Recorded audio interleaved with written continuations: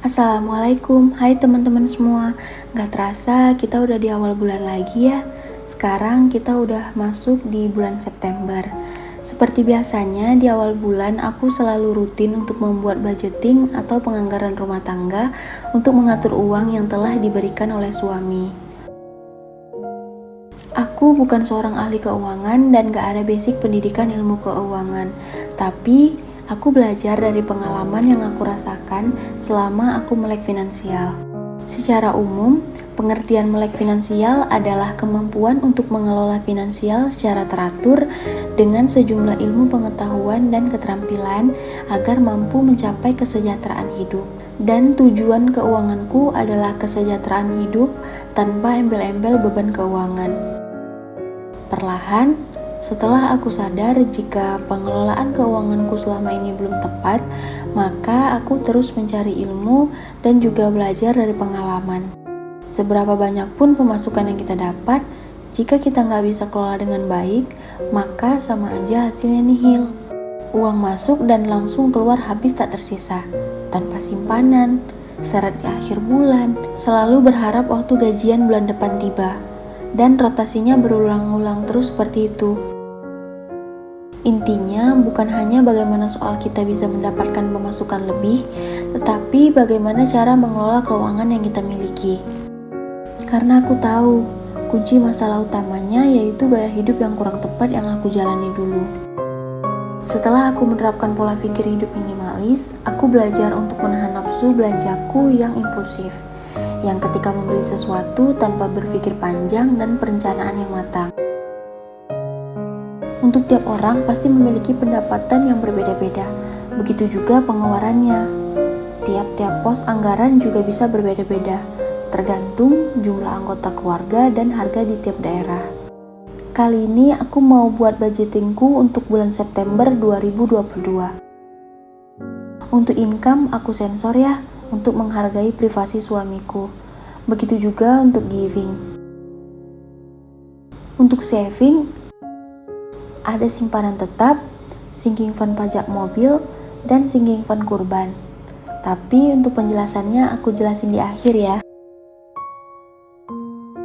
Sekarang anggaran untuk living atau biaya hidup. Pay off debt atau cicilan ini sebenarnya masuk ke fixed cost karena nominalnya tiap bulan sudah tetap. Yang di bawahnya aku buat fixed cost. Yang pertama, pegangan suami, kemudian iuran kantor, dharma wanita, dan juga wifi. Untuk pegangan suami ini udah termasuk untuk biaya makannya di kerjaan, minyak kendaraan, dan juga keperluan mobil. Walaupun untuk biaya potongan kantor dan dharma wanita itu udah dipotong sebelum gajinya diberikan ke aku, tapi aku tetap tulis di sini supaya lebih jelas aja kemana arah keuangannya. Lanjut ke variable cost. Ini nantinya biaya yang dianggarkan bisa aja lebih ataupun kurang di tiap evaluasi akhir bulan karena tergantung pemakaian dan juga harga di tiap daerah. Untuk variable cost ini, aku akan memangkas anggaran jika memungkinkan dan akan menambah di pos lainnya yang selalu minus ketika evaluasi. Setelah aku anggarkan untuk tiap pos anggaran, aku masukkan ke dompet pintar ini. Mungkin untuk yang pertama kali mengunjungi channelku ini pasti bingung ya, kenapa biaya bahan makananku murah. Tapi untuk yang udah lama ngikutin budgetingku ini, pasti tahu kalau aku tinggal serumah dengan mertua dan kami berbagi biaya kebutuhan rumah tangga dalam satu rumah. Lanjut kita bahas sinking fundku ya. Kita ke sinking fundku yang pertama. Alhamdulillah aku seneng banget, ini sinking fund untuk pajak mobil udah selesai. Gak terasa udah 1 tahun aja aku mulai saving ini. Sebenarnya aku ini salah, aku kecepatan mulai sinking fund pajak mobilnya karena dulu kan yang ngurusin ini semua pak suami, jadi aku lupa, aku kira bayarnya bulan September, ternyata bulan depan di bulan Oktober. Tapi ya nggak apa-apa, yang penting udah aman, udah ada dananya, jadi nggak ganggu anggaran yang lainnya. Dengan cara menabung kayak gini tuh aku nggak terasa berat karena dicicil di tiap bulan. Jadi tahun lalu itu untuk bayar pajak mobil sebelum aku khususkan kayak gini, jadi ganggu tabungan dan kebutuhan lainnya. Lanjut, money tracker saving challenge 20.000 nya juga udah selesai bulan Agustus lalu. Aku udah buat videonya, teman-teman bisa nonton, ntar linknya aku letak di description box ya. Untuk travel funds ini aku stop dulu karena memang belum cukup dibagi uangnya, karena aku masih ada cicilan.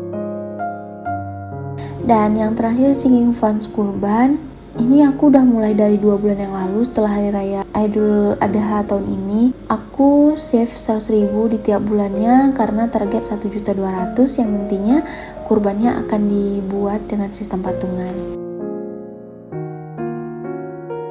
Aku seneng deh lihat teman-teman yang sinking funds-nya banyak postnya.